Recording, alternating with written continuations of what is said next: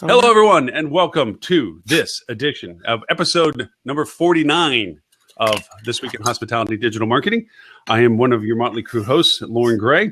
With me is the smarter and better looking, and I might have to say better background people than me, because I'm still playing with my green screen. Mr. Edward StOnge with Flip.to and Mr. Shawn Williams with Spring Engaged. Good morning, gentlemen. Morning. Good morning.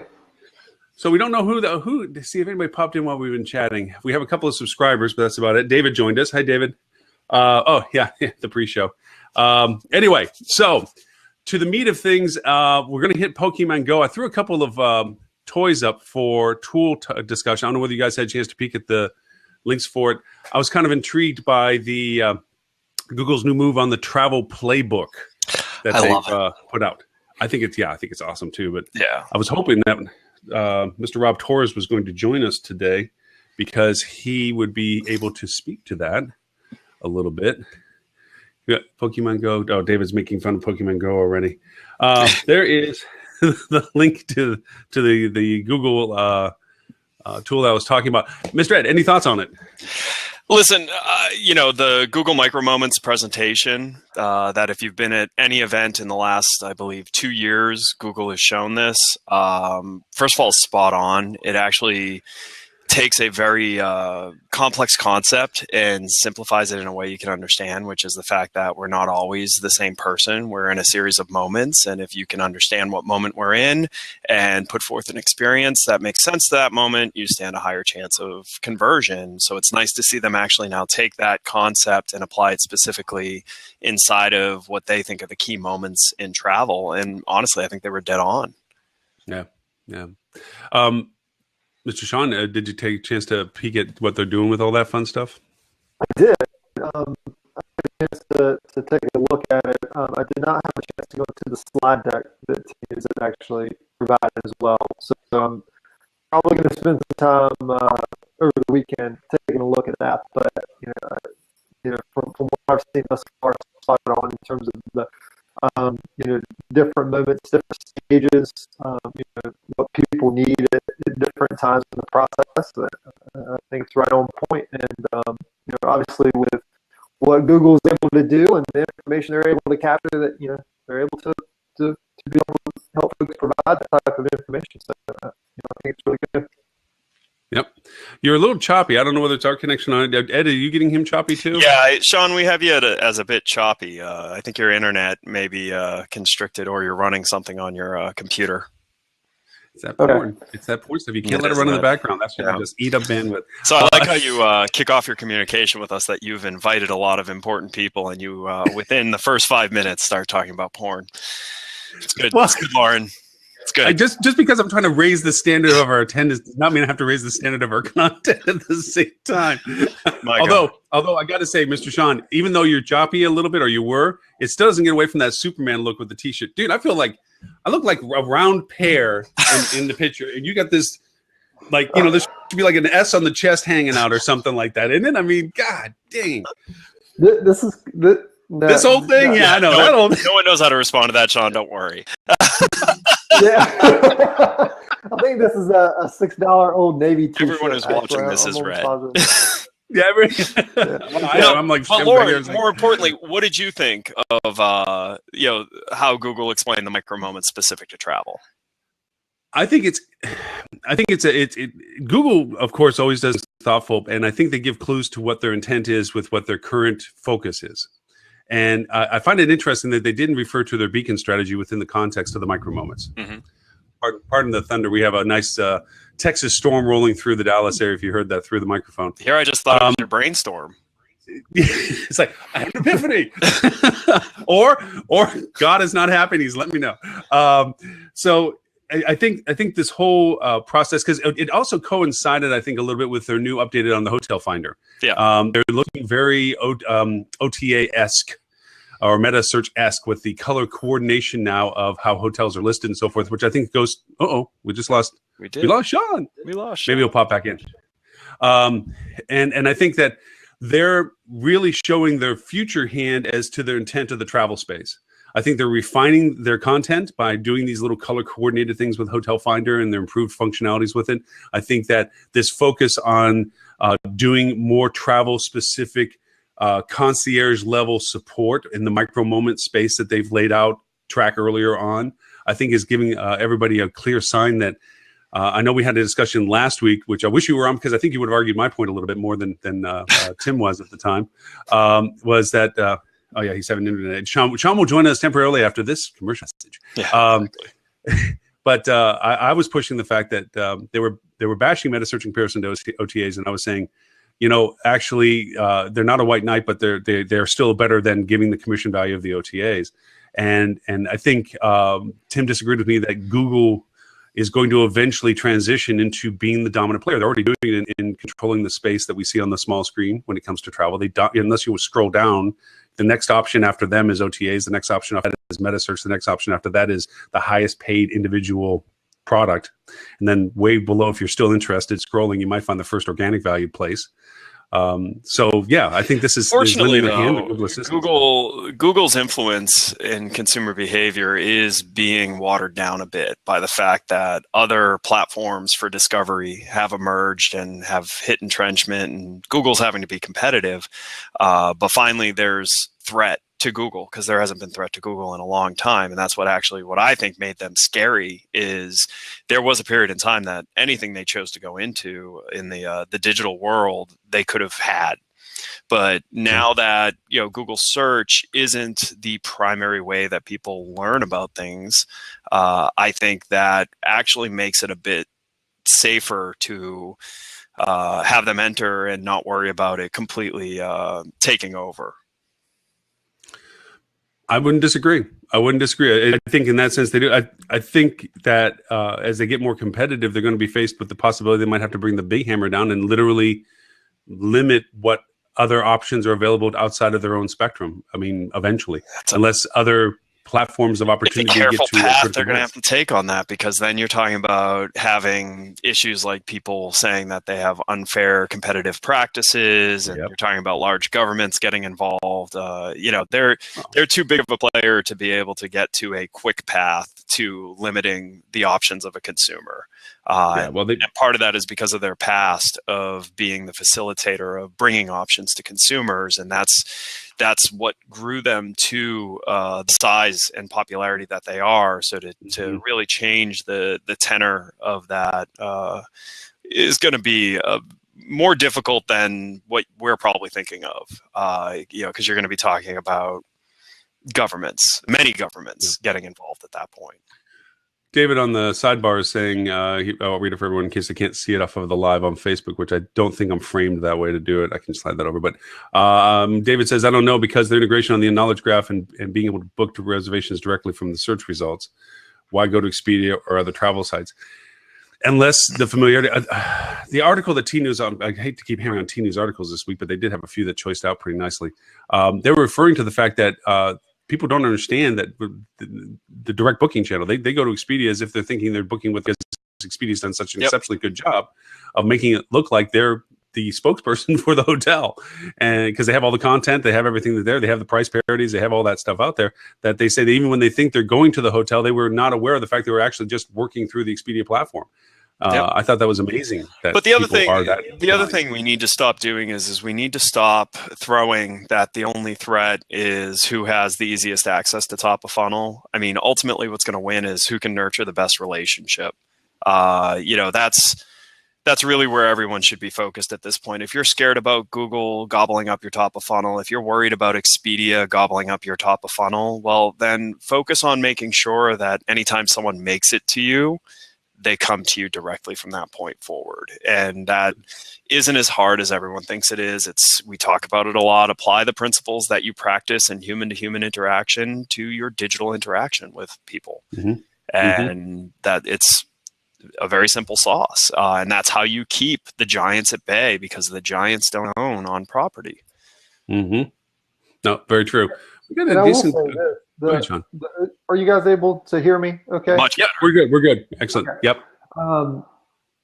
So one of the things that I've seen is I've kind of gone back and forth to some of the OTA sites and then direct sites and looking at things there. The OTA sites provide me as a potential guest with the information that I'm looking for right there on the page. You know, I don't have to dig around for it on the website or find this or search for this. I mean, they're providing, at least for me, and a lot of times what I'm looking for, you know, the most relevant information. I'm seeing what, you know, you know, their guest review scores are like. I'm seeing the free Wi-Fi. I'm seeing, you know, different things there on the website that I'm looking for, and it's all here, you know, quote unquote, above the fold on that one page. Whereas on a lot of direct or hotel property sites, that's something that folks have to search for, you know, and it's information that the hotels have, they provide, but they're not properly communicating it to the guest, right? So, you know, that's one place that I've noticed. You know, I think hotels have a lot of opportunity on the table, so to speak, that they've not yet taken advantage of. Right. And I think the threat that Google really poses here is heating up the competition at the point that the consumers made the decision. And they're just looking to lock down the variables.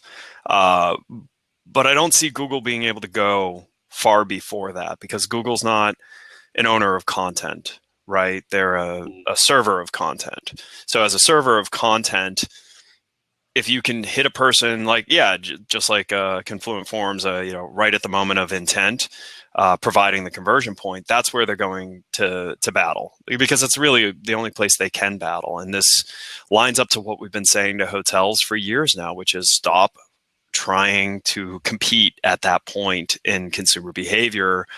Win at inspiration, start inspiration. You know, that's everything we're about, is, you know, get to someone before they've even decided they're going to travel, and keep an open conversation to be around and top of mind when they do have that change from openness to decision made.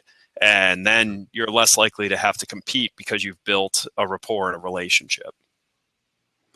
I do not agree. I mean, you know, I've been on that soapbox for a while. My worry is from the people that I've been talking with and so forth, and things that, you know, that are in the pipeline, that we are building a Skynet of something that's going to take control of how we get to be in front of our customers. And I think that confluence of but here's of the stuff, thing. that data. When that comes, there's going to be an entire movement of people who want to be the hipsters of the experience and actually want to learn. And there's always a counter effort to whatever hits mass. Maybe very small at the start, but it will balance, yes. But it will balance it, exactly. There will be a balancing. So it may be painful and scary for a little bit, unless you're prepared for it. Because if you are prepared for it, if you're on top of your relationships with your guests and you have a ton of repeat business and a ton of referral business, then it's not that scary, because those people, they're going to have familiarity with your experience. They're going to go to your experience. They're not going to be looking you up in Google search engine. And if they do, it's probably just to do a quick search to check the rates, and then, rates are in line. Great. No, I don't disagree with you on that. As a couple of reminders for everyone that we do in our live audience right now, for those on Facebook Live, you can jump over to blab.im, or faster yet, because Blab is so screwed up that you just, it's a mess. It's a freaking Hopefully mess. Blab doesn't actually watch these. I guess hopefully they do. Right? Yeah, no, it's a mess. There's people that are leaving it to go into other platforms and so forth, but for us, it still works well. So if anybody wants to join us off of Facebook Live, you can join it at bit.ly/HDM lowercase blab49. That is a very short URL, isn't it? Well, it's I have to go to the capitalization, I guess, but I should have just left it lowercase by once you start the trend. To that point, because I don't want to squander the fact that the two of you are on this, because I do, as much as Pokemon Go and all the other things that I think are very relevant to this point, I'm going to throw up to our conversation in the one line, the other topic of tools, and that is, in the presentation at Rock, I showed the iPhone people how scary the iPhone was following them. Now, this is old tricks. This is nothing new. It's been there. It's nothing revealing or anything it's revealing, but it's nothing that is earth-shattering. Never knew this before. But if you had never done this before, it's pretty eye-opening as to how much about you is known, like Google. And the link that I put into the feed, the myactivity.google.com, if you go to that, the auspice is that you can actually regulate some of the data that Google can use to communicate with you on when it comes to ads and so forth. But just the sheer amount of data that it knows about you is a bit scary. A bit scary when you see, I mean, if you're a Gmail user especially, but it's definitely an eye-opener as to the information. Android users doing the same thing that iPhone users do. You even find there's even more enhanced knowledge because of the location value of the phone's information as well. Here's what's actually scary, though, with the Google thing is they don't seem to have the burning passion to protect that like Apple does. I don't think everyone completely understands why Tim Cook and Apple have taken such a stand on privacy, on keeping governments out of the devices and things like that. And I think the reason people don't understand that is because they don't fundamentally understand how much your device actually knows about you. Especially if you're wearing an iWatch, and especially if you're deep inside the integrated universe of Apple, your device knows more about you than I'm sure you care to even think about. And I think Apple is very smart of defending that and making it impossible for them to be forced, at least retroactively, to go back and infringe on that promise of privacy. I mean, moving forward, they may be required to open it up, but that also gives them time to potentially pull down how much tracking stays on the device. But the bottom line is, I think the reason they're taking this stance so early is because someday the world will figure out really how little privacy there's like no privacy. Yeah. There's no such thing. The fact that Siri is always listening to hear a command also means that if used incorrectly, Siri can listen to every keyword you say. Apple seems to be a lot more serious about not abusing that. Amazon, on the other hand, with the Echo, which I was a very early Echo beta customer, I've unplugged it because it does light up every time it does hear a word that it records. And it's not just when you say Amazon. I found that if I say other key brand names, if I am having a specific type of conversation, it actually started listening. That's a problem. So all your devices are listening. They're all storing some form of memory on what they gleaned from that interaction. And it's all sitting there waiting for some usage, I'm sure, or just there just in case they want to use it in the future. Just to get, if you know how to access it through hacking and things like that, my gosh, you can know more about a person than they even realize about themselves.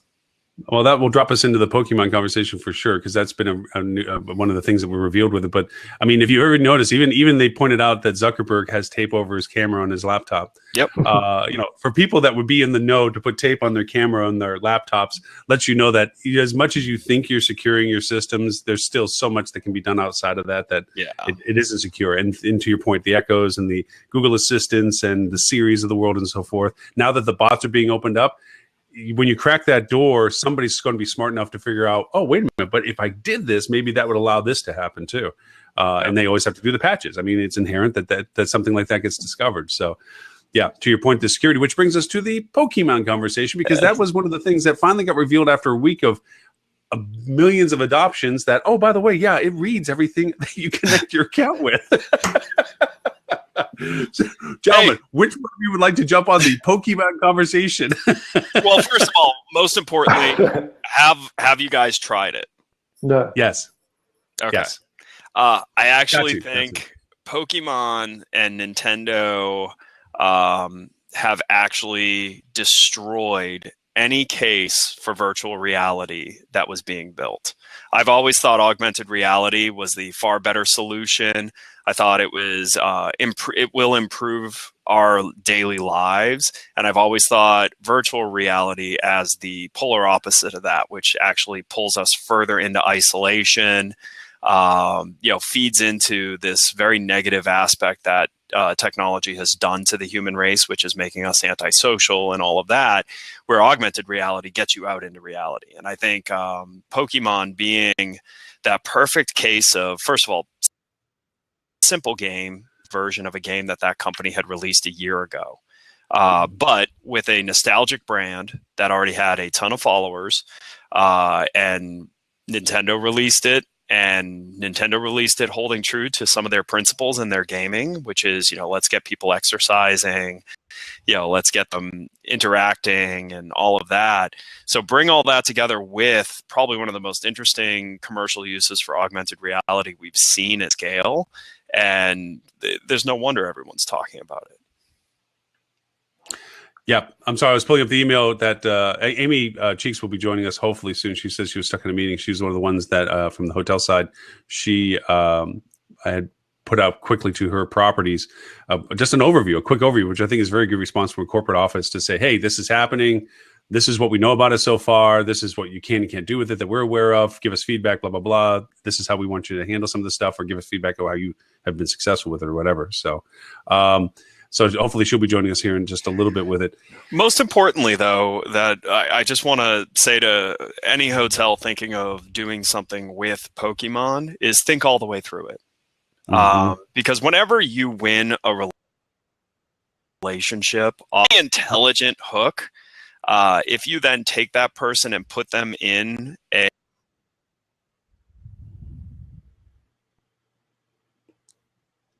Shawn, did he freeze? Am I frozen? Yes. Yeah, you froze for a second. Yeah, Okay. yeah. So what I was saying is when you win over a relationship on something as clever as figuring out a neat way to hit a big trend and speak to an audience, the worst mistake you can make is then treat them like you treat everyone else. Because not only will you lose that opportunity, you will actually damage your reputation with that person and that segment of people. So I do caution hotels that if you're going to step on the bandwagon of Pokemon and do something clever with it, you think through a way to never communicate with those people the way you've been communicating with your guests again. Because the second you slide into, here's a generic coupon that I'm emailing you, you're instantly not just eroding that relationship, you're doing actual damage to your brand with that group.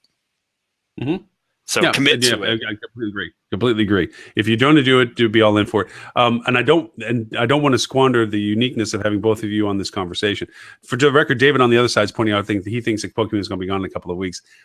In its current iteration, I don't disagree. And to your point, Ed, I think that it is an unfortunate example of the usage of technology, but not in its best way. But at least people know the difference between AR and VR now, or at least most of them do. Before, always people were confused with augmented and virtual reality. But to take advantage of both of you on the conversation, because you are so much in the space of creating relationships for companies, for hotels, with their customer base, and that that it's not a single action that creates this relationship. It's a progressive relationship build. Ed, you refer to it as warm leads, and then those warm leads become relationships and everything else. And you've done great examples on those.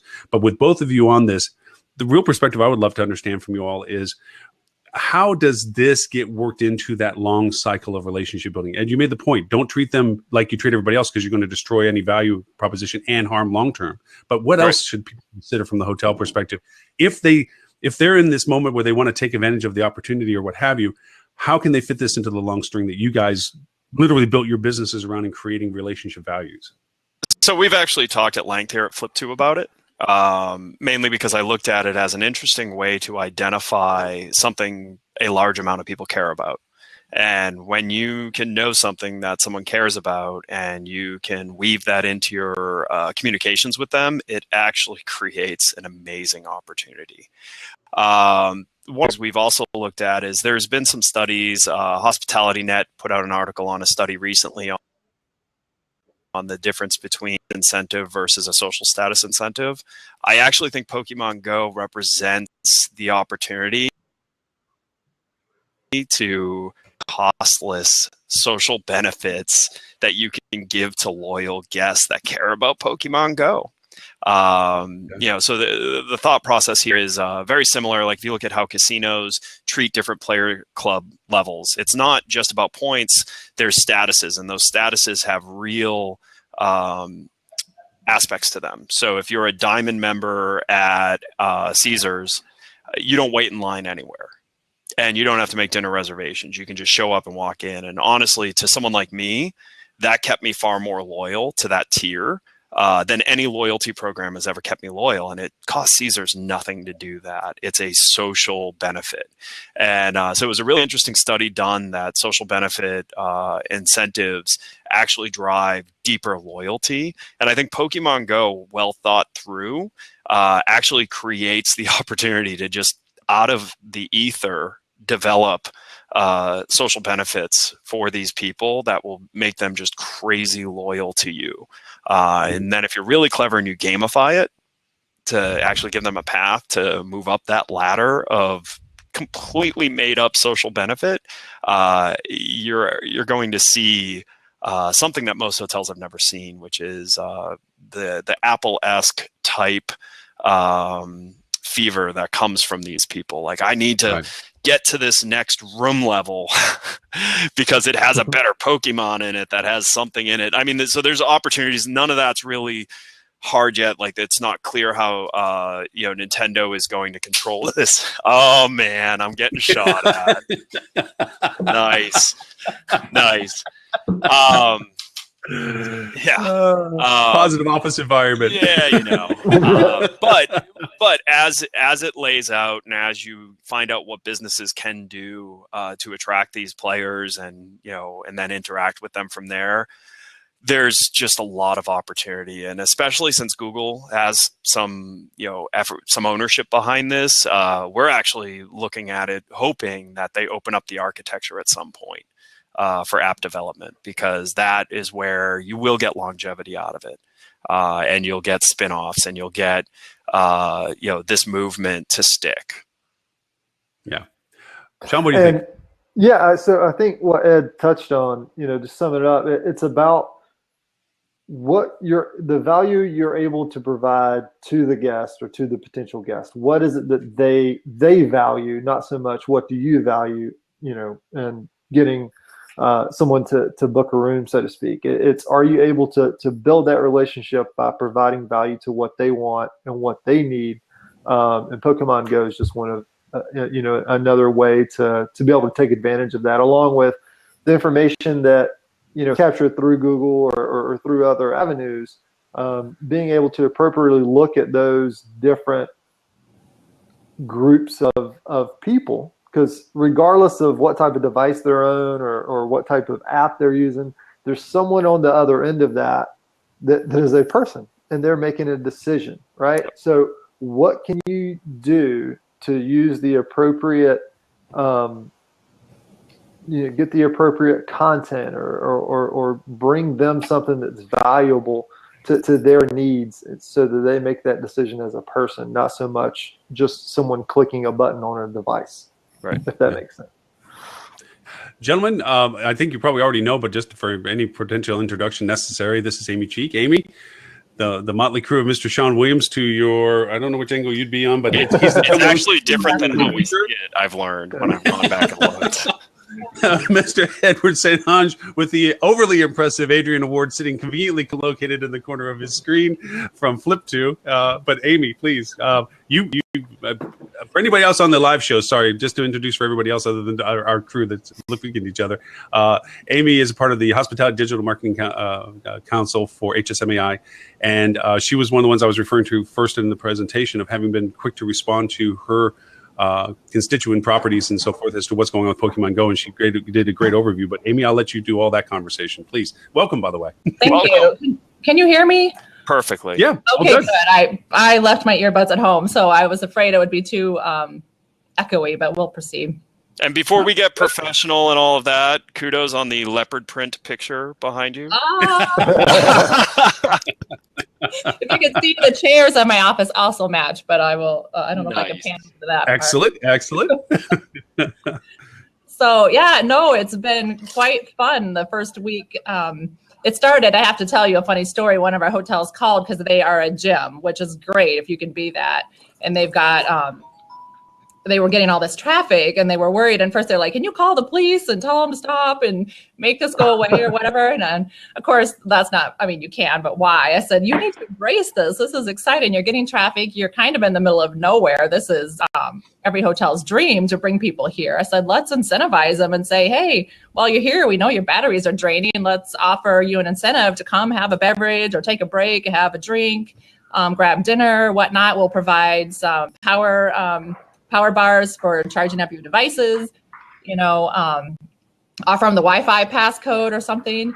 And then, of course, they were concerned because they've got a fountain in the back of their area. They're kind of a conference center. They've got the fountain is where everybody's trying to get. So they were concerned with all these people wandering around. I said, put a sign up, put parking for gamers or trainers or whatever, and tell them how to get there, you know, rather than making an inconvenience, provide them a really easy way of where you want them to go on your property, so that we can recognize we know why they're there. It's not an inconvenience. We're welcoming you. It'll be a great experience and you'll, you know, gain some big fans. So it really, once they learned what they could do with it, it really changed their perspective of the game. And now they're having fun with it. So now they're coming up with a whole menu just for them. And I think they're going to get some good returns, at least from a food and beverage standpoint, but at the least part, just from an engagement standpoint and from the local community. So we've had a few hotels that have really changed their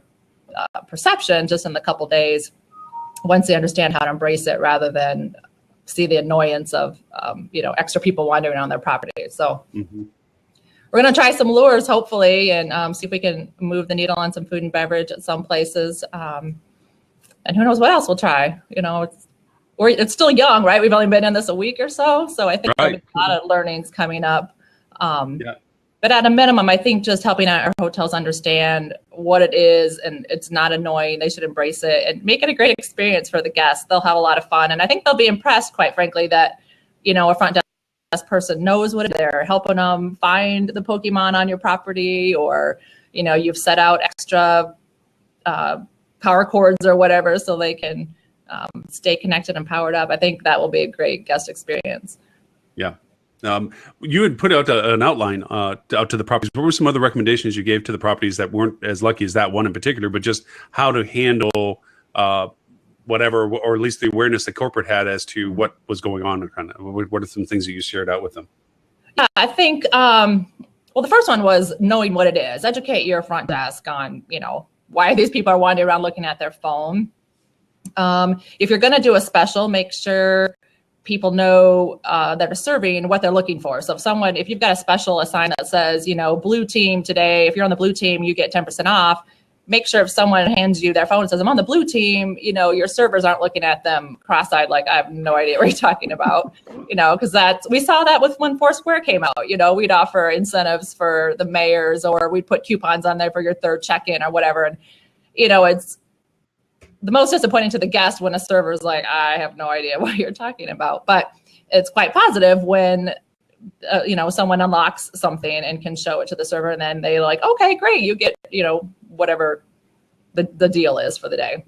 Right. Some of the other things that we're doing, in particular, this hotel, we're doing signage again that just tells them how to get to where we want. So there was concern about why are they all walking through the middle of our lobby? We'd rather them walk around the side of the building to the fountain where we know we need to be. So again, helping with some wayfinding signage, because they all want to get to the Pokemon the fastest, right? So at least direct them where you want to go. Then, you know, they're not being a nuisance walking through your lobby if that's not where you want them.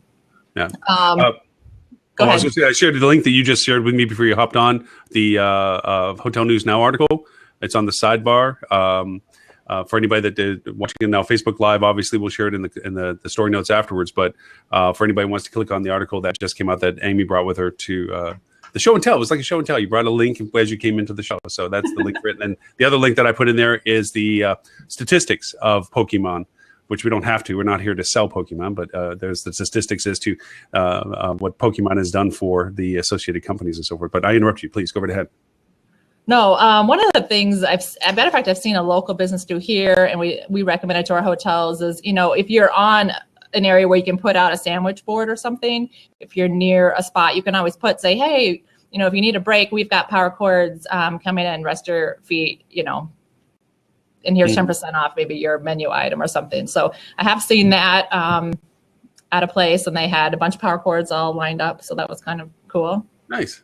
Well, go ahead. Better than shooing them out of the lobby, that's for sure. Right.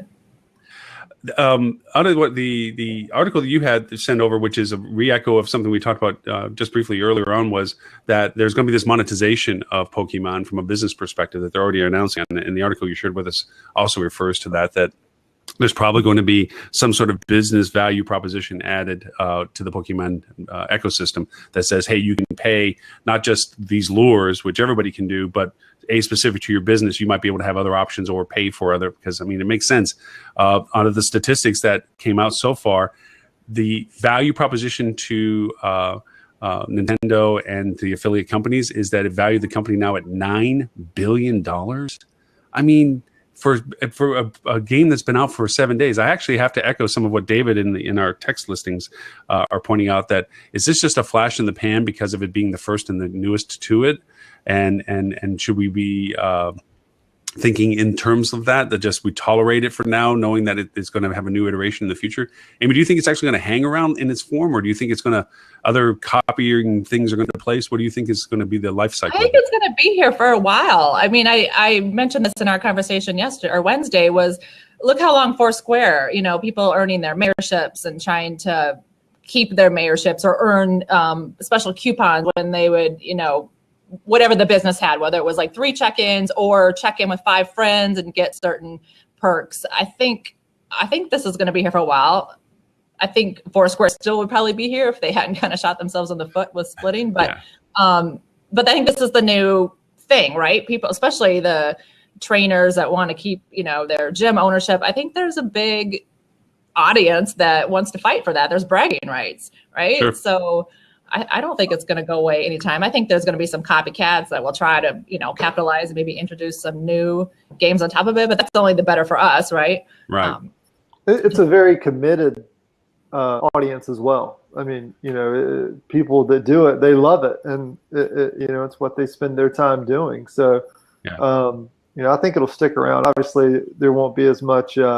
Every other article that you see or every other thread on Reddit won't be about Pokemon Go, for much longer. But it'll calm down. Yeah, but I do. Don't forget, their core audience was gigantic before this ever came out. These were people that, in their most formidable years, became loyal brand advocates and fans of Pokemon, and so part of this movement is just the pure play on nostalgia. And Nintendo seems to be really focused on that. Yesterday, they announced they're re-releasing the NES with 30 of the best games. Just a coincidence. Why not? Right? Yeah. Oh, you remember that? Nostalgia feels good? Great. Here's some old stuff we did that you haven't seen in a long time. Yeah. Think about how that coincides with also that demographic and their travel. I mean, they're one of the largest growing segments for travel. So I think it's a great combination for, the hospitality industry. And Aimee, before you came on, one of the things I was saying is if you are going to build a strong strategy around how to cater to Pokemon players, and especially if you have a gym, is to think through the long-term engagement with those people. And I cautioned hotels to, think fully through that strategy so you don't actually turn it into a negative. And what I was saying is when you have a passionate group that you have taken the effort to recognize that you know what they're passionate about and you appreciate that, the worst thing you can do is then treat them like a generic, entity. After that, you're not just going to break the relationship, you're actually going to do damage to how they feel about you.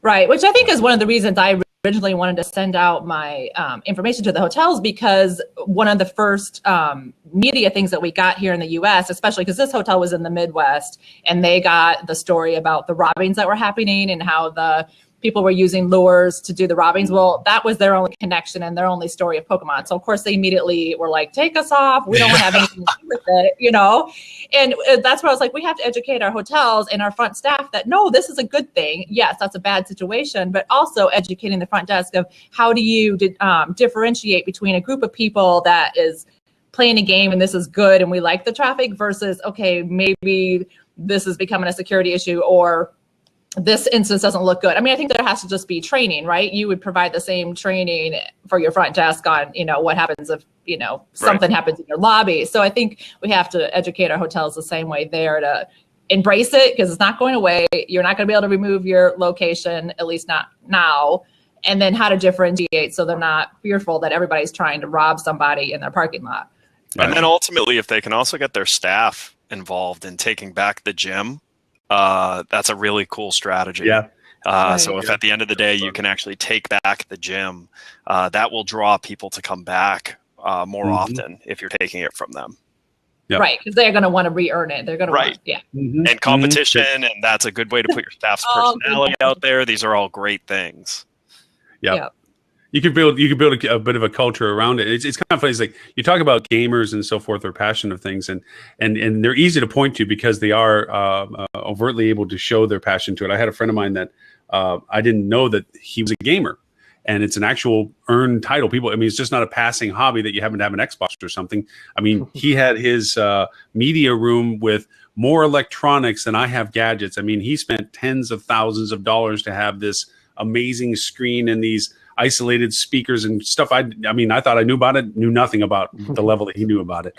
And you sit there and you said, that's where they spend their money. And you say, well, that's easy to identify that person's passion with it. We all have our things that we enjoy that are passionate about it. They're just very overt about it. They're actually leaving those expensive rooms they've created and they're running around doing this game. As basic as it is, as low graphic grade as it is, it's a new way of experiencing what they enjoy doing.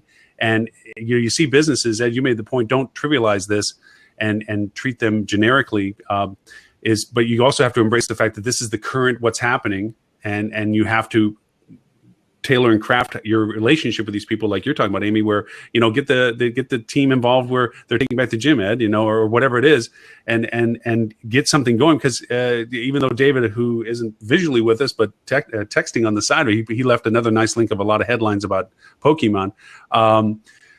It may pass in 2 weeks, but you know what? Take advantage while the wave's there. Still ride it, and then we'll catch the next wave when it rolls around. And don't forget, this is Nintendo. This is their first attempt at it. They actually have stronger brands than Pokemon. And so with the success of this, some form of Zelda is going to be brought out. Zelda is one of the most powerful game brands out there, and it's been a long time since something from Zelda has come out. And then you also have Mario and that entire universe. So Nintendo led with Pokemon, which they only own part of, which I think is part of the reason they did it. It's less risk. But now that they've seen the success on it, they are going. Yeah, I think, and Aimee, in the conversation we had on Wednesday, wasn't somebody brought up, I think Shawn from Google or something, that one of the developers for it was actually one of the ones that helped with Google's Field Trip, which I've always been a huge fan of. I thought it could have been improved or expanded or made more public, but I loved the app because it was that proximity awareness. Like, hey, you're passing by the biggest ball of twine. It's right to your left. Do you want to miss it, or do you want to, go there? Or you're standing on a historical spot or something like that, which is not missed on the fact that a lot of these places that the gyms and the gems and all the other major stuff is located are at historic markers and so forth. Albeit Arlington Cemetery and the Holocaust Museum may not be two of my favorite choices, but they do have them in those kind of locations. So they're using the same database, I imagine, that they use for some of their other development. Some of the stats that they had in that link that I left over there, it cost them $30 million to make the app. They're on average making $6 million a day between Android and iPhone downloads, and there is 21 million active users as of 4 days ago. That's a huge immediate audience, and so we lost Ed again. I was going to ask Ed why he kept popping in and out. I'm sure he'll be back in again. Any other thoughts about Pokemon? I think in the sense of any future ideas of what to do with it. I mean, other than embracing it for what it's worth right now, and the idea that they're going to monetize it for businesses, is there any other things that you see it evolving from, or things evolving from it, I should say? Shawn's thinking. I can see you looking up at this guy. Yeah, for brands or for management groups that have properties, multiple properties and relatively close geographic location, I could see there being some type of, incentive there to get something a little bit, a little bit higher strategy to get all those different properties involved and help build that brand, recognition in the area, if you will, instead of it just being a one-off property. But that's just, top of my head thought as the question was thrown out there. Yeah. It reminds me of something that Great Wolf, the resorts up in the Midwest, did with Harry Potter. There was a company that came in and they had their Harry Potter experience, because Great Wolf, their resorts, if you're familiar with them, are all inclusive, literally inclusive. Like once you're inside kind of thing, because it's all indoor water parks and so forth, even though they have a couple variants. But so they had this kind of treasure caching game that you bought wands, monetized buying the wands, and as you got near things, you had to magically do things with the wand that it was connecting with near field communication. I think it was an NFC that they were using to make things happen as you went around the resort. I can imagine that the possibility of, now that people are familiar with augmented reality that this is given, that there's potentially those companies going, wait a minute, let's amp up what we're doing now that the AR thing is working, and now the kids can walk around with that and whatever else, and we can create. I mean, I can imagine like Disney must be like churning on this right now, thinking, how can somebody in our park have their own Disney park game with Disney animation in AR environments, kind of stuff, is what I'm thinking might be maybe the next iteration of it or something. That and the old passbook program, where if you have multiple hotels in destinations, you gave them reward values that if they stayed at one, they had a passbook and they got the advantage to go to the next one. Maybe there's some way of gamifying the AR experience with that as well, that if they stay at one, they can draw into the next one perhaps or something. But odd creative thoughts, I guess. To that, well, if there's nothing else with Pokemon, the other news item that we had was Aimee got hacked. Their data got snaked out from, and what I was hoping was that we could chat touch. Whoops, went and got multicolored on everybody all of a sudden. Talk a little bit about, this is an ever-present threat for all companies. That data thing. Procedurally, is there anything that we can talk about that companies should be aware of now before something like that happens? Or should we talk about what companies could do once they realize that happens? What are some of the steps? Because Aimee not sharing how it's responding. I mean, they're doing the standard response everybody else does. We're terribly sorry. We're isolating the reason. We're contacting the people we think were touched. We're offering them free security. I mean, those are all standard stuff now. I mean, ever since Home Depot and all the rest of them had that happen to them. Any thoughts about the befores and afters that companies could consider? If I remember correctly, and I may have it up here, but the notice that Aimee sent out. Yep, I got it right here. The notice that they sent out under the what happened and what information was involved. It says, if you did not physically present your payment card at a point of system at one of the affected locations, we do not believe your payment card was affected. So I'm assuming that means if you didn't present your card upon check-in or something along those lines, that you weren't affected. So, just obviously curious as to more insight as to what happened there and how that occurred. But I thought that was one interesting piece. I agree with you. Aimee, you said you had to run. I thank you so much for jumping in for the Pokemon conversation, because, again, you had such a great insight on it on our conversation a couple of days ago. So always good stuff. I'll go back and listen to the recording to get the first half of it. But thanks for letting me jump in. I got to hit another meeting. No worries. Thanks for the time. All Appreciate it. Thanks for popping in. Thank you. Mm-hmm. Bye now. With Shawn, I think that I find it interesting the way you're saying that, because to me, okay, so I booked the room at Aimee online, and they're saying if I did that, then that credit card probably hasn't been compromised. But if I displayed that card for incidentals when I came to the hotel, that card would be. So if I use the same card, obviously there's no security, me just having done the online booking for it. Right. But yeah, and that lends itself. Does that mean that the intrusion was in the processing systems at the hotel, that because they have similar processing systems, that the credit card processor systems at the hotels were the ones that were hacked? Mm-hmm. Is probably what I'm interpreting that to mean. Mm-hmm.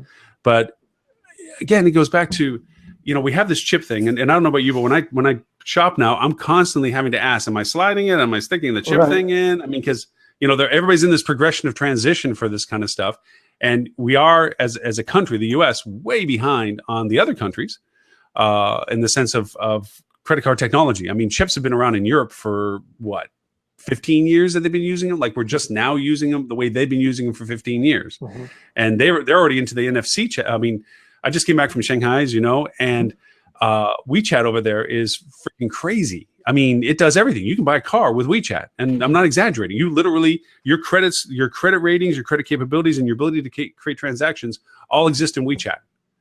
And you can go up to a soda machine in communist China, as much as you think that they're behind, they're way advanced on stuff, and walk up and throw your phone up and boop, and there it is. And everything, and it's funny to say because I've always argued with somebody in particular about QR codes. QR codes are everywhere. That you, even on the TV screen when the news is going, if you want to get more in depth on the news, you scan the QR code and it brings you to their live stream online separately, that they talk more in depth or have more information related to it. But I digress on the credit card thing. Is it something that we should just always now use Apple Pay, do you think, or Google Wallet? It's just one of those things where there are certain things that I do to try to minimize my risk personally, or our risk as a family in regards to our financial information. As far as a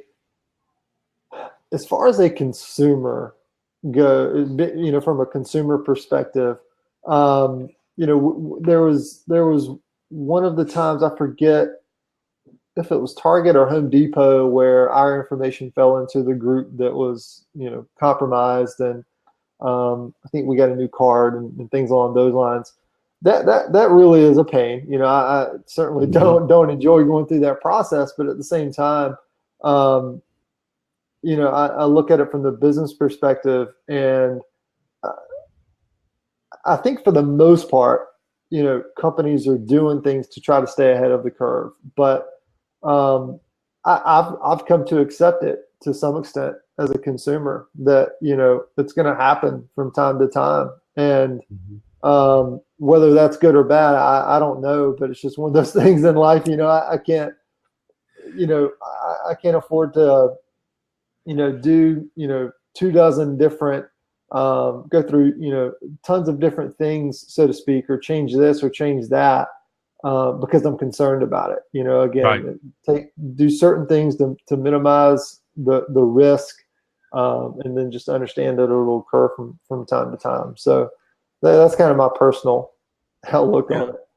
Yeah, I agree with you. I think if you're going to use the system for credit, if you're going to use the credit system, then you have to take some responsibility to monitor it yourself. I mean, I think the people that get harmed the most are the people that auto pay their credit cards and they don't look at what was actually charged. Yeah. I think it's also that they go for a variety of cards and don't organize how they use them. So there's so many ways that they pay, that there's so many bills that can come through that they don't acknowledge because they don't even know what they may have used it for. I can tell you the one that seamlessly is I did get hacked on my American Express one time. And of course, they immediately canceled the card and issued a new one. And I thought was very interesting, or very conveniently nice, was that it was one of the cards I had put into my Apple Pay. And with the relationship with American Express and Apple Pay, is as they went over and updated, I actually could use my Apple Pay immediately. With the new card. Everything was changed. I didn't have to enter new numbers in or anything. My American Express card was changed to my Apple Pay, and I still hadn't received the actual physical card for another day from American Express, but I had my Apple Pay. I had my new American Express card on it. And I thought that to me was a glint of happiness of like, okay, so if this is where our ability to handle transactions is going, I'm happy with that, because I always smile when I walk through the Walgreens line and I just hit my Apple Pay. It's convenient. I can choose the card I want. I don't have a lot of cards to choose from. I keep it very narrow. My wife is an accountant, so we don't have a lot of credit cards. We have very specific cards. But that, just as much as I still smile, and this just shows the age of it, where I've stopped printing my boarding passes. I've trusted the technology enough now that I trust that my phone, minus a battery dying, is going to be my boarding pass to get onto the plane, where it's now that's the way to get on. It's not the paper thing anymore, unless you're traveling international. But that's the process, because that's one thing that actually, not to go down another path. Flying just a couple of weeks ago, floored at how many folks had actually printed out their boarding pass. And obviously, hence we're on the digital marketing, hospitality and digital marketing call, right? So technology is what we do and a big part of our lives, but it's not like that for everyone, right? Right. So that's, for me being in this space, that's something that I always have to step back and look at and ask myself. And I think it's very relevant for hotels as well, because it is hospitality. It is providing a service to people and providing an experience to people. But how can we best leverage technology within that relationship, within that ecosystem? And that's something that, again, just for me, talking about the boarding passes, I'm just floored at how many folks are printing those out. And to your point about Apple Pay, and sounds like the information was automatically updated when the card numbers were changed or updated. I believe that's a service that the companies can go through or sign up for through the credit card companies, I believe, which is something I was unaware of until just a few days ago. But that does make it convenient, because I've had to go through some changes with one of our corporate card recently, and there's just there's a lot of things you have to change, and you have to log in and do I remember a password, things along those lines. So for that to be automatically updated, it is very convenient. So. Yeah, no, it is. And I think you touched on something. Again, we don't mind going down tangents. That's kind of the fun part of all this conversation, is that, here we can get onto a plane with an automated check-in. And yes, still people will print their boarding passes, to your point, but they still get them scanned. But in hotels, we still have to go through the same process that we've had to do for the past 10, 20, 30, 40, 50 years, albeit some functionalities are different. But we still have to go over and present ourselves, present our ID, present our method of payment for ancillary services. We still have to acknowledge things, and they still have to do 50,000 clicky-clacks on the keyboard to assign you and give you and then present to you your keys. And then some of the major brand providers, Marriott in particular, Hilton always, has tried to do this automated check-in process. But it still brings you to the same gateway, which is you still have to facilitate the transition of your check-in to a tangible ability to walk into your room. High Tech just rolled through New Orleans, as we know, a few weeks ago, and it has been a persistent participant in that technology forum for years now, of companies trying to show the ability to allow guests to check into the room without having to dialogue with the front desk, that their phone can become their key. And it's still not adopted. And to not touch back on the Pokemon thing, we can have a game pop onto the scene, and 7 days later have 14 million people a day, living and breathing, using it, kind of thing. And yet we can't get a industry who is perpetually being used by hundreds and thousands and millions of people to be able to functionally transition the experience of checking in, just like the method of payment, where it can be seamless to the point of going to the hotel and going into your room without having to go through this kind of archaic process of checking in. It is kind of odd. Yeah, and it's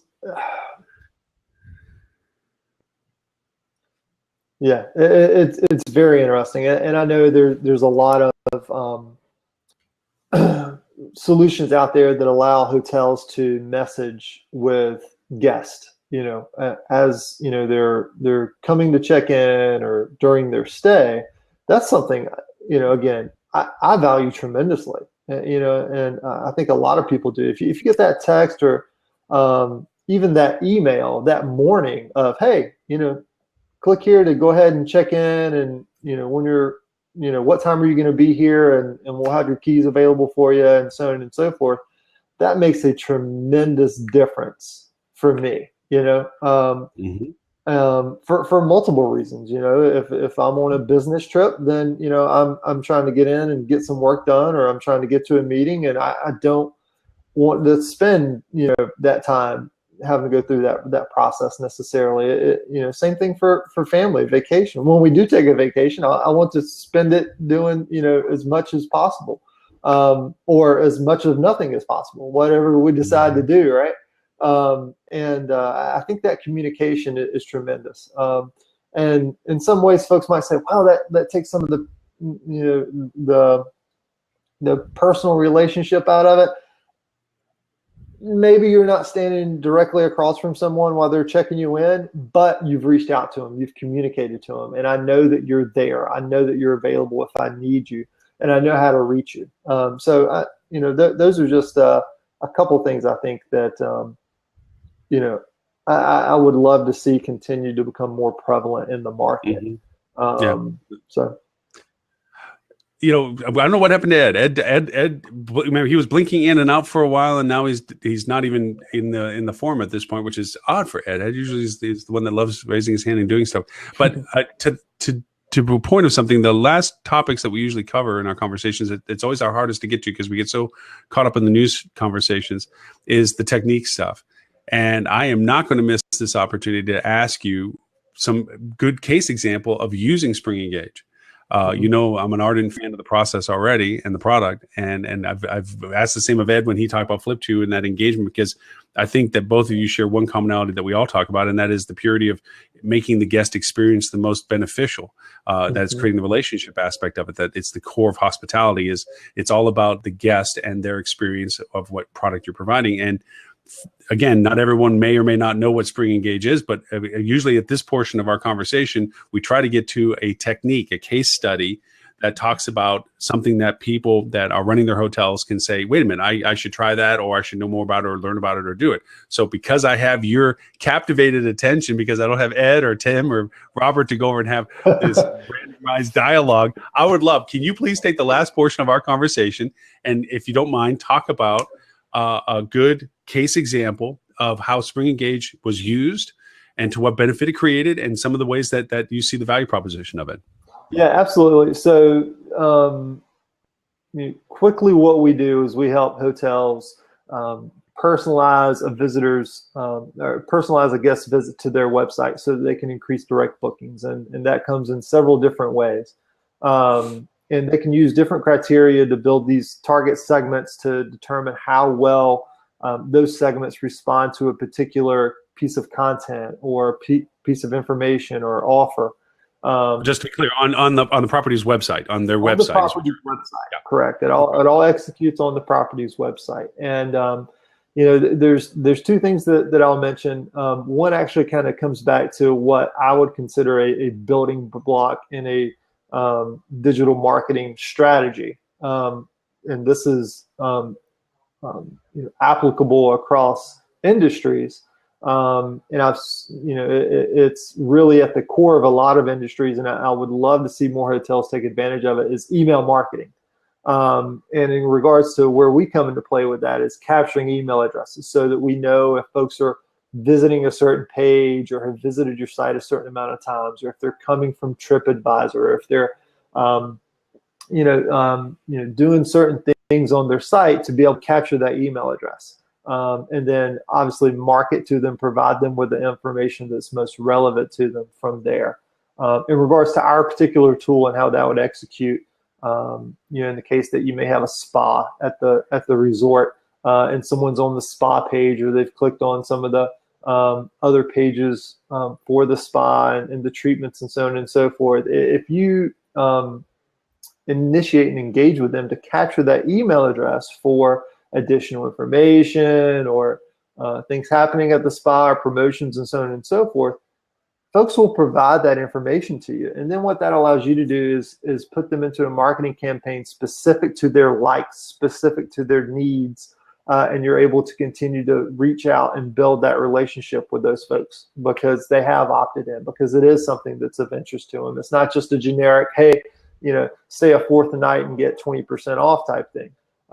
And so that's one place where I think there's a lot of opportunities, email marketing, and obviously we fit into that at the front end of that process or that strategy. Second piece of what we do is, where's your traffic coming from? Where are folks coming? I mentioned earlier people coming in from TripAdvisor. From that to checking out the actual hotel's direct site. And those folks they're evaluating, right? They're looking at these reviews, and you've gotten enough interest. Congratulations, great job on having great reviews on TripAdvisor. Now they've come to the site to learn more. And what are you providing to them? What are you giving to them? How are you acknowledging that? And we've actually had people come on and target that particular segment and generate 4 and 5 times higher conversion rates with that. Wow. So, and it's applicable for other sources as well, particular ads that you're running, campaigns that you're running. Same thing can be done. Are people visiting from your mobile device? Mm-hmm. Right? Are they converting at a higher rate? Now, we know that a third of traffic, roughly speaking, is coming via a mobile device, but that conversion rate may be significantly lower. And in many cases, it is significantly lower. Okay, well, what are you doing to best provide information to those folks? Are you capturing an email address there? Are you getting them to like your Facebook page, which, there's some changes that have been made there we can talk about, I guess, next week in regards to what folks are seeing on their Facebook updates. But what are you doing to connect with that person to be able to continue to provide them relevant information? And all of those are different ways that you could use our solutions. So interesting. That's my spiel. Now you're saying that right now mobile traffic, the conversion values in general, I mean, not to be specific to any one particular client relationship, but in general, there's a lower conversion value with mobile. Is that, are you tracking the type of pages that they're visiting in comparison? Because I'm imagining that in my mind of our micro moment conversation earlier and Google and all that stuff, that if somebody was going to a hotel's website and they're going to more specific pages as to accommodations or packages or so forth, that there should be, in my mind, a higher opportunity for conversion, because you're assuming, I know it's an assumption, ask of you and me kind of thing, but you're assuming, Sandra asked us about Pokemon. We can actually, Sandra, we can go back to Pokemon, just give you a recap of what we talked about in just 2 seconds. We did talk about Pokemon earlier, but we'll be happy to bring up some of the highlights about it as well, since you're kind enough to join us on the live show. But is there a way for to isolate out the possibility that it, based on, because I know your software does this very, very well, based on the certain types of pages that the mobile is visiting, that a different type of conversion opportunity can be tailored to them? Is there a way to maybe do that?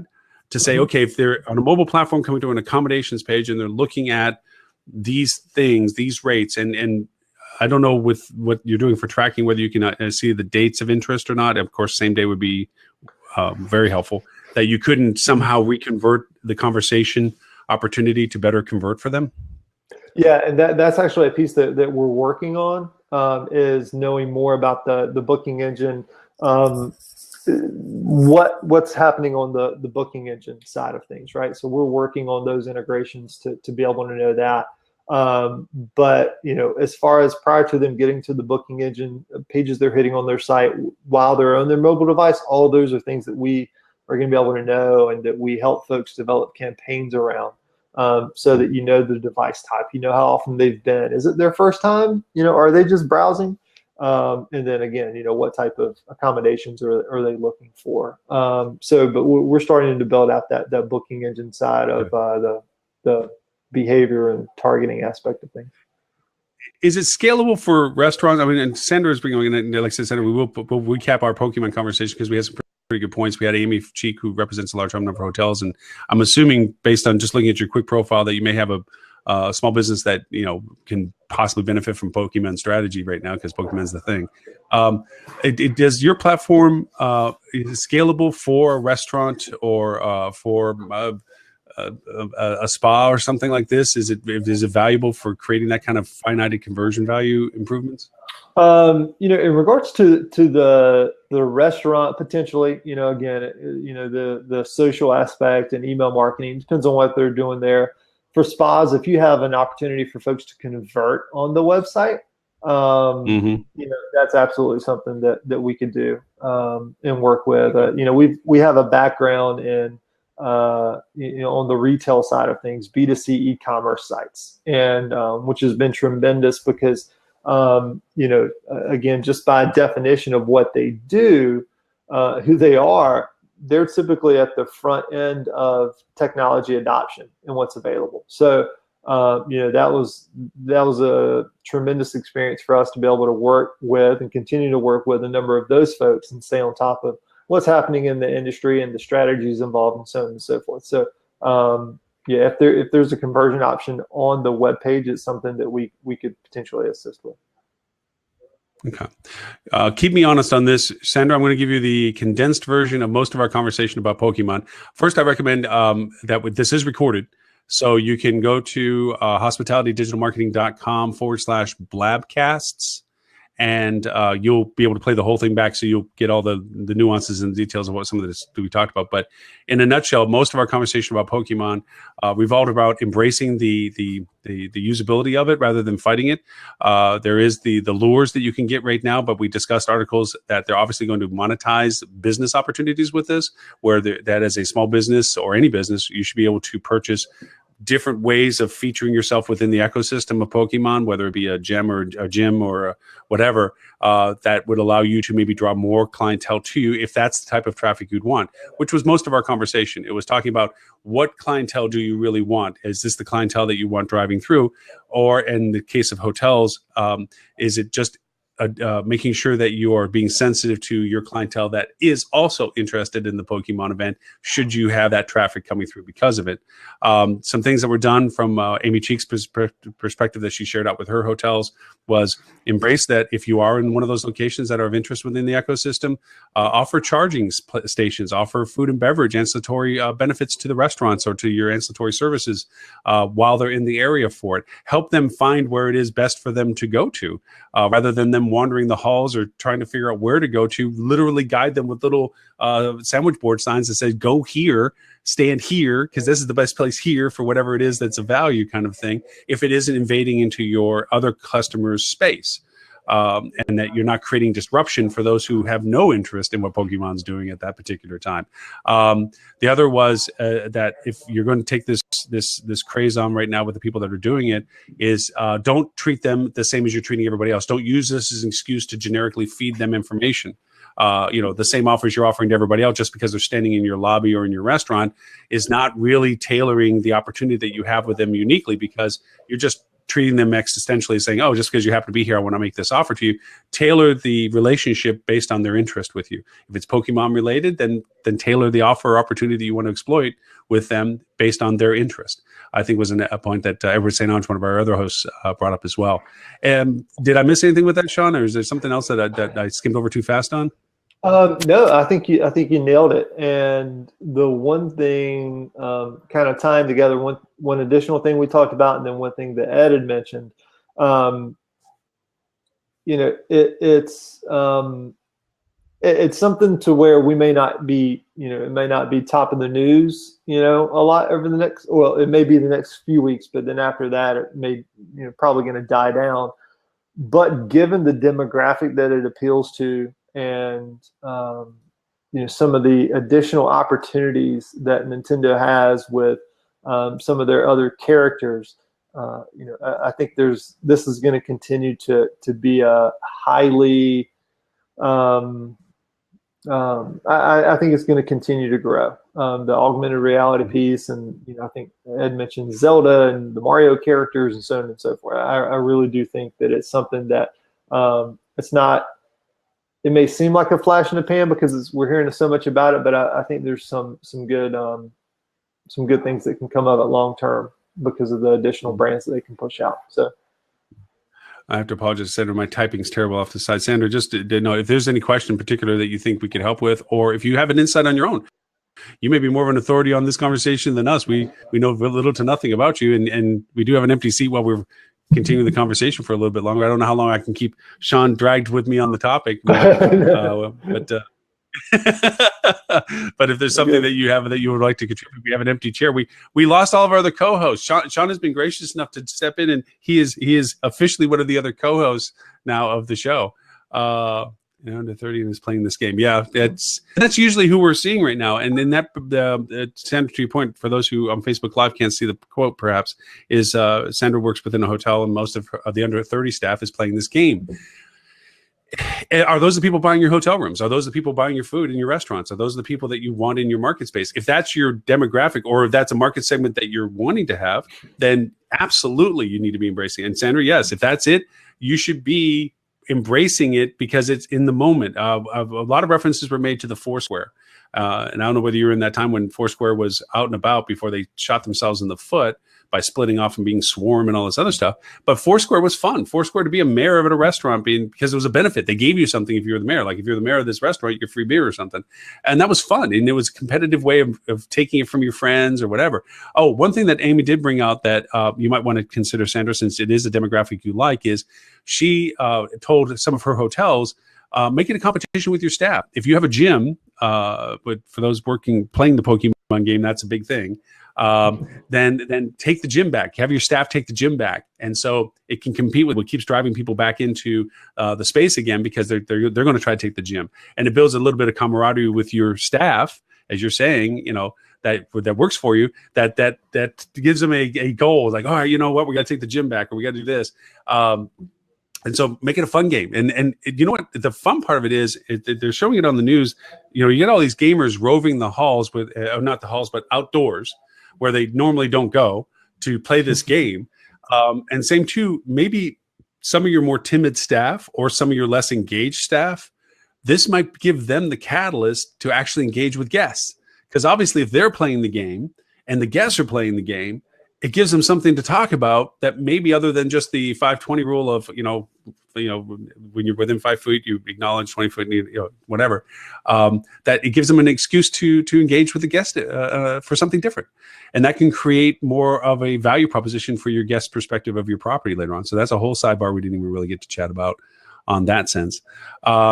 There was some other stuff to the agenda items I wanted to, just out of tools and techniques we didn't get to, but I foregoed that, Shawn, because I wanted to talk about, since I had you, about Spring Engage and the platform usability of it. Topic-wise, I'll throw it into next week's agenda, the Facebook campaign setups, because as I work with people on, everybody wants to do Facebook, everyone wants to do Facebook advertising. Oops, hold on. Sandra typed something else. They spend money. Parents are spending the money. A local restaurant has increased 70% business. Wow. Kids are making parents go in and they're buying food from this place. Most of the people are not the kind of customers they are used to. Excellent point. But 70% business increase. I mean, well, it does make sense for anybody that has kids. You buy because the kids bring you to it. Shawn, you can speak much better to that than I can. 4 times over. We're going there, and we're going to buy that. Yeah. But I mean, that's it. Again, it goes, if the business is not disrupting your normal demographic business, if it's really a segment, and Sandra, it sounds like that's a segment that you enjoy having, is that age group and that genre, and you have a staff that can accommodate that, then it sounds like you're the perfect poster child of making this a usable, leveraged, in the moment marketing strategy that says, hey, if I want these people around and I got the staff that relates to them and I have the location that they're interested in, wow, I'd start paddling the surfboard and ride that wave as far as it'll bring you in. And then the next iteration of it, whether it's another thing from Nintendo or the next iteration of AR, you should be one of those leaders in the market that says, we got this. We know what to do next. And we know why we want to do it next. And then anything that they offer for business modeling, I would think that you probably want to gobble that up because that's only going to amplify your opportunities with it. 7% business increase all day, every day. I'd take that. And if I had a restaurant, I mean, I'd change the decor, put Pokemons on the wall if it was generating 7% increase in business and not pissing everybody else off. But anyway, so we're kind of at the hour and almost hour and a half kind of thing. Shawn, like I said, I don't want to take away your entire morning for it, or actually afternoon. You're going into the afternoon session. You're in the Eastern time. But just to take a few more minutes of a wrap up, the point I want to make about Facebook advertising is everyone wants to do it, but they don't know where to start from it. And so I'm putting together, and I'll post this on the show notes because we didn't get a chance to talk about it much today, and it'd be fun with more Shawn, you, me, Tim, Robert, and so forth. We kind of punched it around a little bit rather than just bantering back and forth between the two of us. Some of the stages associated with Facebook advertising campaign setting up, approaching it, creating a game plan, creating the targeting, doing the launch, and most importantly, and I think this is the part, Shawn, I would love to make sure that you're in part of it, is the follow-up. Mm-hmm. Because, as you talk about with the space of the emails and getting them, so many people do advertisement just for the effort of doing the advertisement at that time. and they don't realize the value of the engagement that advertising created that may not have created the conversion at that time, but you created a relationship link with people that you should be able to recultivate depending upon their level of engagement the first time. And it just doesn't go to the retargeting conversations. It goes to the seeding, the incubation of the relationship. And I know that you are by far more of an expert on that than I am. And then Edward is another one of those that I would love the two of you to make sure that if we can throw that in, that's why I just want to throw it out as a tease now, but I don't want to waste the topic until we get everybody together to just say, hey, look, the follow-up to these things that you're doing, Facebook campaigns in particular, are incredibly valuable. And you need to take the value and the steps to use them in a future sense. So I hope I'll make sure that we throw it in next week's and stuff, but I hope you can make that next week as well. I also found out a new function on this. I can make you a co-host. Actually, I can make anybody a co-host, but I can actually indicate that you'd be a co-host. And I'm wondering if that's the case, that then if I had technology issues where I dropped off, like when I was at Shanghai and I kept dropping off, that if I made people co-host, then they could control the stuff that the host does, like the recording and the that stuff. You know what I mean? Yeah. I'm wondering it a shot next time. Yeah. Yeah, I'll have to do that and see if I can make everybody co-host. That way, it's like, okay, boom. Now I don't have to worry about being the only one for it. But Shawn, thanks for running through the whole time with it and for stepping in. I know that Tim and Robert had indicated that they were if and no on being able to make it for us. And Ed, I don't know, Ed, maybe I pissed him off. Maybe I got to go call Ed and apologize for pissing him off. And I'm not sure how much of it. Obviously, I had technical issues at the very beginning, and there have been probably 3 or 4 times that videos froze, audio got extremely choppy. So I'm not sure what may have happened there. Or what don't know either. On his end, so. Well, my confidence factor in Blab is getting questionable on the sense of the technology support. I am worried about it. There is another platform called Whoza that a lot of people that were doing successful Blabs like Michael Stelzner and Amy Sullivan and Amy Porterfield, and so forth, were doing. They've moved over on that platform. My hesitancy, it's now going to cost me money because then I'll have to go over and pay for the platform space, which, considering that we get about 600 people a week, I'm okay with. We got a good role and we got a good audience and we're getting good participation. And to me, it's worth it to keep it going. It does the same thing that Blab does, but you actually have more technical controls. You can share screens easier and so forth. So what I was going to do is our product review forum that we're going to launch, which for people that are listening to the recording or that are still with us live, is we're going to start another Blab, or another show, I should say. Calling it a Blab isn't accurate anymore. Another show that we are going to have people that have certain products and services to the hospitality industry come in, and we will talk with them, the good, the bad, the pros, the cons. We've done, Shawn, you did that with us, which was wonderful, and just go through. It's not a sales pitch. It's an evaluation of whether that's usable for the audience as to is this something should be considered and what's the scale of it and so forth. So that rather than occupy that as our topic for this show, we wanted to do a separate show. And Shawn, I don't know whether you caught it on last week's, but I actually have 2 other shows that I've got enough critical mass with. We're going to launch one for APAC, the Asian market. We'll have Mandarin and Japanese language support.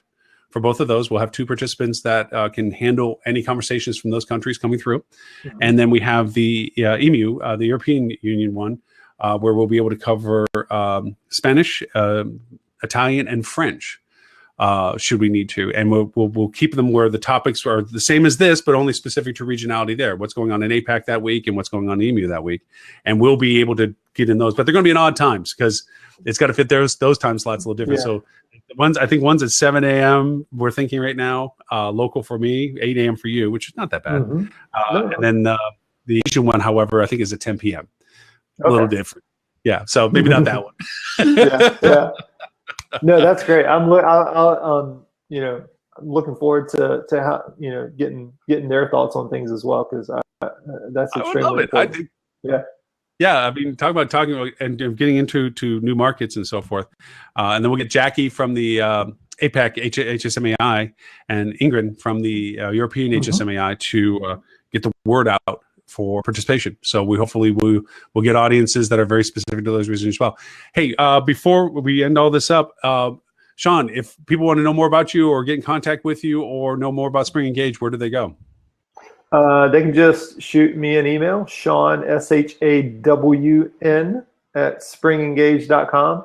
And of course, you can see that my Twitter handles, my personal one is at Shawn23Williams. So email will probably be the best way. And, look forward to hearing from folks. Excellent. Excellent.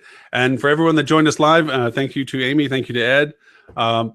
Holly, you popped in and out. I'm going to give you grief about that later because you never get to bless us with your presence visually as much as you did it, I think, once way back in the day, and yet we taunt you all the time. And David, who is our ardent texter when we start, who gave us some great content, some great links. If you play this back to hear the whole process, you know that there's always a welcome seat for you should you ever want to join our conversation as you've done before. So it's not as if you've never done it. But you're more than always welcome to join us as well. And for everyone else, thank you so much for listening to this episode 49 of the This Week in Hospitality Digital Marketing, always in support of HSMAI and its Digital Marketing Council, and also for its Revenue Management Board and Sales Board. And we welcome anybody that came from the Americas Board as well. All those are invited to participants that you're always welcome to join in any way that you see fit. So again, thank you. And we look forward to seeing everyone next week, Friday, 10:30 Central, 11:30 Eastern on This Week in Hospitality Digital Marketing. Thanks, Shawn. Thanks, everyone else. Thank you. Bye now.